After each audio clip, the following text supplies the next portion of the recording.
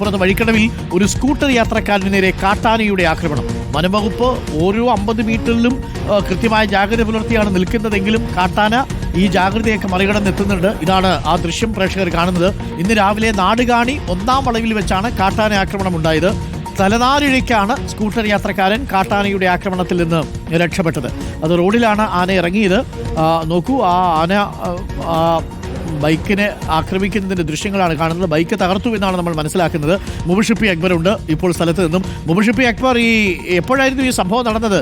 Bike ഒരു പരുവാക്കിയോ ആന?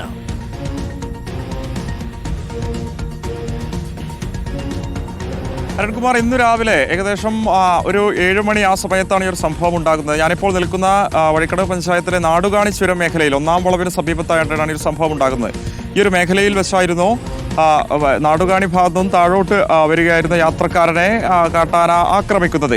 ഇവിടെ നിന്നും താഴെ ജനവാസ മേഖലയാണ്, പുത്തരിപ്പാടം, വെള്ളക്കട്ട ഉൾപ്പെടെയുള്ള മേഖലകളാണ്. അവിടെ നിന്നും കയറി വന്ന് തൊട്ട് മുകളിലേക്ക് കയറി പോകുന്ന ആനയാണ് വഴിക്കടവ് സ്വദേശിയായിട്ടുള്ള ഷറഫുദ്ദീൻ എന്ന് പറയുന്ന വ്യക്തിയെ ആക്രമിക്കുന്നത്. ഈ ഒരു മേഖലയിൽ വെച്ച് ഷറഫുദ്ദീൻ്റെ ആക്സസ് സ്കൂട്ടറിന് നേരെയാണ് ആക്രമണം ഉണ്ടാകുന്നത്. ആക്രമണത്തിൽ വാഹനത്തിന്റെ ചിലയിടങ്ങളൊക്കെ തന്നെ തകർന്നിട്ടുണ്ട്. അതിന്റെ ദൃശ്യങ്ങൾ ഇപ്പോൾ നമുക്ക് കാണാൻ സാധിക്കും. എന്തായാലും വനംവകുപ്പിനെ വിവരം അറിയിച്ചതിനെ തുടർന്ന് വനംവകുപ്പ് ഉദ്യോഗസ്ഥർ ഒരു മേഖലയിലെത്തി. വഴിക്കടവ് റേഞ്ചിലെ വനംവകുപ്പ് ഉദ്യോഗസ്ഥർ തന്നെ ഒരു മേഖലയിലെത്തി പടക്കം പൊട്ടിച്ചൊക്കെ തന്നെയാണ് ആനയെ ഒരു മേഖലയിൽ നിന്നും തുരത്തിയത്. ഞാനിപ്പോൾ നിൽക്കുന്ന ഒരു മേഖലയിൽ ഇപ്പോഴും ആനയുടെ സാന്നിധ്യമുണ്ട്. വനപാലകർ പറയുന്നത് കല്യാണി എന്ന പേരുള്ള ഒരു ആനയാണ്. സാധാരണഗതിയിൽ അത്ര ആക്രമണങ്ങൾക്കൊന്നും തന്നെ മുതിരാറില്ല.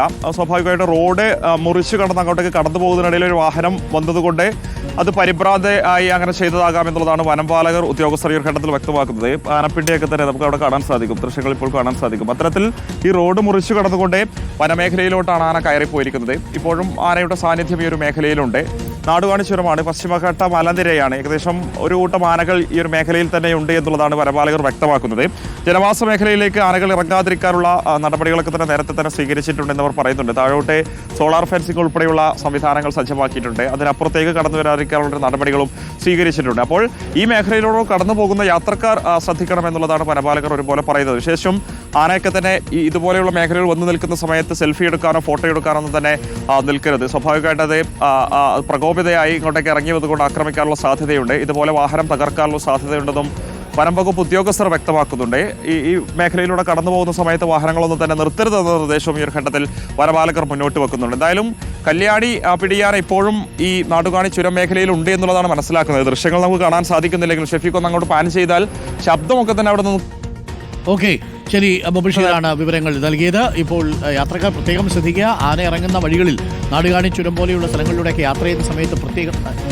ഇപ്പോൾ നമുക്കവിടെ ഒരു ദൃശ്യം കാണാൻ പറ്റുന്നുണ്ടല്ലോ. അത് ആനയാണോ? അത് അതെ അരുൺകുമാർ, അത് നേരത്തെ പറഞ്ഞ കല്യാണി ആനയാണ്. അതിന്റെ തുമ്പിക്കൈയാണ് ഇപ്പോൾ ദൃശ്യങ്ങൾ നമ്മൾ കണ്ടുകൊണ്ടിരിക്കുന്നത്. അതിപ്പോഴും ഈ ഒരു മേഖലയിൽ ഭക്ഷണം കഴിക്കുന്നുണ്ട്. വനപാലകർ പടക്കമൊക്കെ തന്നെ പൊട്ടിച്ച് അതിനെ മുകളിലോട്ട് തുരത്തിയതാണ്. അതിന്റെ കേന്ദ്രത്തിൽ അത് ഭക്ഷണം കഴിക്കുന്ന കാഴ്ചയാണ്. അപ്പോൾ സ്വാഭാവികമായിട്ട് അത് ഇറങ്ങി വരുന്ന സമയത്താണ് നാടുകാണി ചുരത്തിലൂടെ യാത്ര ചെയ്യുന്ന ആളുകൾ വാഹനം നിർത്തിയൊക്കെ തന്നെ അതിനെ നോക്കാനും കാണാനും ഒക്കെ തന്നെ ശ്രമിക്കുന്നത്. അപ്പോഴാണ് കൂടുതൽ അപകടം ഉണ്ടാകാനുള്ള സാധ്യത. പക്ഷേ രാവിലെ ഉണ്ടായ അപകടം അത്തരത്തിലുള്ളതല്ല, ഒരു ആക്സിഡന്റ് തന്നെയായിരുന്നു.